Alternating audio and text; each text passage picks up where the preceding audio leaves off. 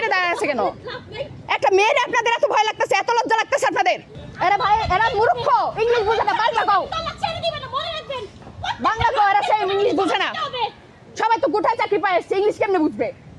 আপনারা যেভাবে প্রিপারেশন নিতেছিলেন মনে হয় ভাবছেন যে ছাত্রলীগ মাইর খাইতেছে, তাই ড্রেস আপ করে তাড়াতাড়ি প্রিপারেশন নিছেন। যখন দেখছেন যে আসলে না ছাত্রলীগ পিটাইতেছে, তখন ঠিক আছে, মনে মনে একটু শান্তি পাইছেন। যাক, যোগ্যতা আছে ছাত্রলীগ হওয়ার, ওরা লিগ বুঝে, ওরা বুঝে, ওরা দম বুঝে, বুঝে ওরা দম, ওরা অন্যায় বিরুদ্ধে প্রতিবাদ কি বুঝে, ওরা অন্যায় বিরুদ্ধে প্রতিবাদ কি এটা বুঝে। দেখেন যে আমার ভাই বোনেদের রক্তে কিচ্ছু করতে পারে না। আপনারা এখানে দাঁড়িয়ে আছেন, আর লজ্জা লাগতেছে এনাদের। আপনারা এখানে দাঁড়িয়ে আছেন, আল্লাহ ছাত্রলীগের লোক ওনারা কি করবে?